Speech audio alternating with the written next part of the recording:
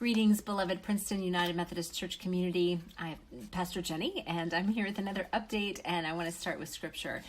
This is from Genesis chapter 1, verse 31, the last verse of that chapter, and I'm going to read from the version called The Message. It says, God looked over everything God had made. It was so good, so very good. It was evening, it was morning, day 6. Friends, we are into Lent now. We are a full week into Lent, and we've had one Sunday, and we're moving on through, and we're talking about broken things throughout Lent this year, looking at sin and how sin is really just the brokenness, the broken things, the broken relationships around us, those things that keep us from being whole people, from being in right and whole relationships with God, with ourselves, with others, and with creation as well. And so this week we're focusing on how we are broken from creation. And I don't know about you, but I did not grow up close to creation at all. To go to camp or to go camping, which we didn't ever really do, felt like a big stretch to me. I didn't grow up hiking or spending much time outdoors. I look at Elliot now, and he loves to just dig in the dirt. I did not do that. I didn't have that kind of experience, and Elliot's telling me he doesn't now, but I think he does. So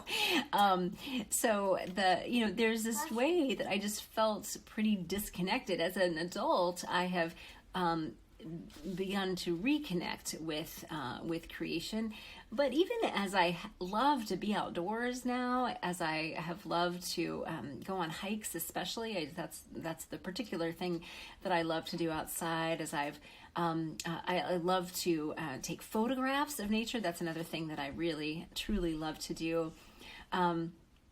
There's still lots of ways that I know that I am pretty distant from the creation that I am part of. And so I invite us to reflect. I invite you to reflect this week just a little bit about what is your relationship with creation. How much a part of creation do you feel?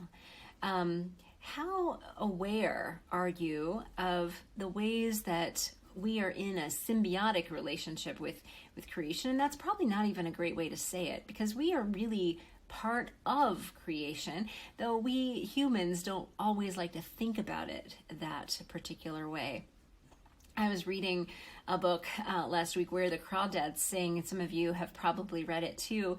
And one of the things that I just thought was so beautiful about that book is that the main character, Kaya, it described her as someone who had no barrier between her and her planet, that she is so intimately connected with the earth, with nature, with all that surrounded her, that she knew it in ways that few of us ever do, and understand how dependent on it she is, how dependent on what her relationship was, how much she was friends with the birds and the plants and all the things. I'm not even describing it very well, but this is I think there's something we have lost deeply, terribly lost around this, around our relationship, our connection, our awareness of our connection and need with creation. It's also not, I think it's also important to recognize that part of the conversation around our pandemic and how we came to be in the situation we're in is a result of our brokenness from creation.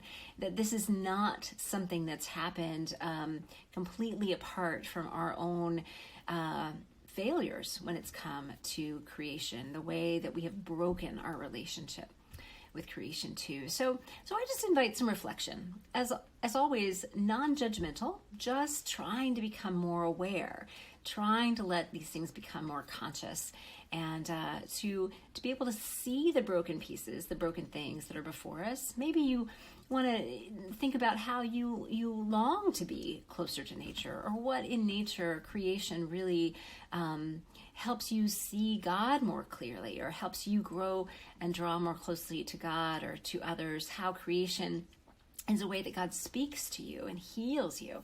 Any of these things are good places for reflection this week.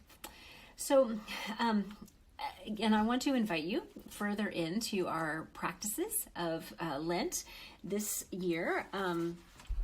You hopefully by now have received our Lenten packets, and if you haven't and still would like one, there should be a link in this email to help you to get one. Part of that includes this booklet that tells you, points you to a whole bunch of other things, including some kintsugi art that is one of our images around broken things. But one of the things that it points you to is our online campus. We are also calling this Mighty Networks because that's the company that we are working with that hosts our particular online campus. And you should have also gotten some cards in your packet. And there is a group of people there who are looking at these, kind of reflecting together. And, again, it's such a challenge that we can't be together in physical, in-person ways. And so this is one of those ways that we're trying to create community in an online space, but also even if we were able to gather in person, we can't do it every day. And so this is a way that we can kind of bridge from Sunday to Sunday, or whatever day it is you normally meet with your small group. We can still do that online in this kind of space. It's a private network, so it's not as exposed and open as Facebook is. It's something that you have to ask to be in, and we have to bring you into it. But there's a way that you can engage in these different cards every week. And I'll also just show you, I'm holding it upside down, but this is how I've kind of found to organize my cards. I don't have a lot of space here on my little makeshift desk at our house, and I was trying to figure out how to keep them organized. So I put the one for today through the window each day. So I take one and from the back, I put the cards in upside down and bring them from the back to the front, so I can kind of see throughout the day what I'm reflecting on. The other thing I wanted to just point out to you and introduce you to is this Labyrinth card that you got in your packet. You'll see these also on the back of these cards. We're using these two images throughout Lent, the kintsugi broken pottery sealed back together with gold enamel. That's one. But we're also using this labyrinth as an invitation to maybe add something to your prayer toolbox, to invite another dimension, another expansion of prayer for you. And so we gave you this. You might have a labyrinth at home, and there are some labyrinths around in the community, although the snow is covering them up right now as we speak. And hopefully we're going to have one offered at our church as well, so you can come and walk one. But these are finger labyrinths, and it's very simple in a lot of ways, but you can use these tools in so many ways. And we've tried to give you some little guidance here and in the booklet and on a card and in different places to give you just little bits, little invitations into this practice. But the idea is that you follow, I'll do it on this one because it's a little bit easier to see. You follow with your finger or a stylus or a pen or something that lets you kind of circle around. And you'll notice it kind of looks like a maze, but it's not. You can't actually get lost. There are no wrong turns or dead ends. The path just leads to the center. And but it takes you in this kind of winding direction. And in part, it's to get your mind off of the destination and more on the journey itself. You kind of lose yourself on the way to the center, or to find that center. And that center can be a number of things. It can be kind of your own centering spot, your own place, your own soul or heart. But it can also be thought of or understood as God's heart, or some kind of meeting God in that center, in that quiet center. And so again, you can use these in all sorts of ways, but it's very calming to do this. If you take your time, it's like a little journey that just takes you into a little meditative space for a little bit. You can do this quickly. You can spend a lot of time doing this, but it's something that you can do in the course of 5 minutes in a day.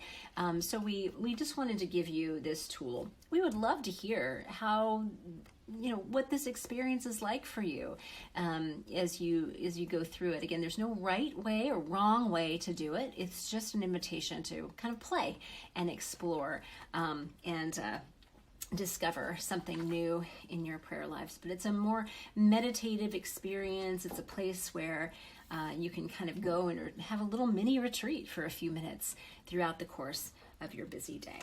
So just an introduction to that too, and I dropped my thing here, so excuse me.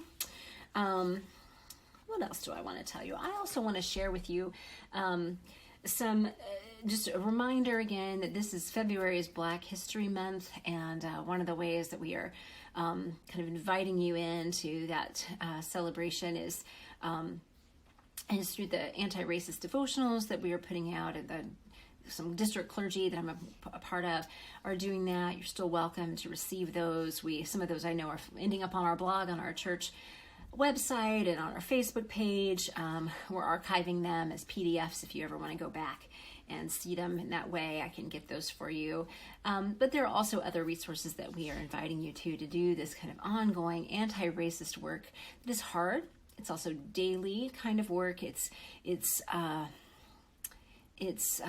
challenging. It's really challenging, and it challenges all of us in different ways, and it challenges all of us together in different ways too. So just continual invitation into more of that work with us.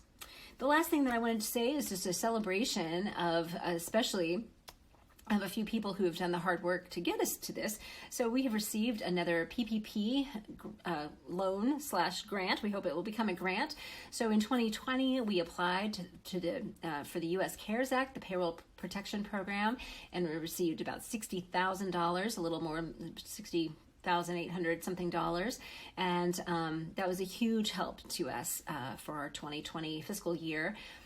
We applied again in 2021 and have received $68,000 and some change.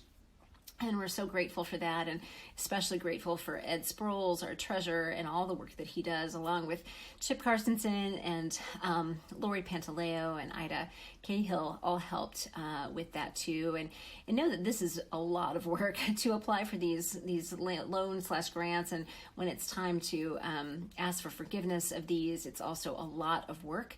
And so any chance you have to say thank you to them for that is warranted.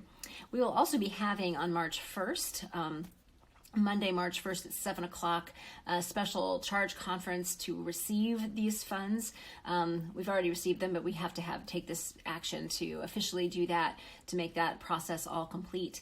If you are a member of church council, you are eligible to vote. Everyone in the church, every professing member has a voice at this event. So March 1st, Monday evening, 7 o'clock. It takes 15 minutes, and we'll be on to other things. Church council meeting will follow that meeting, but just need to let you know that is happening.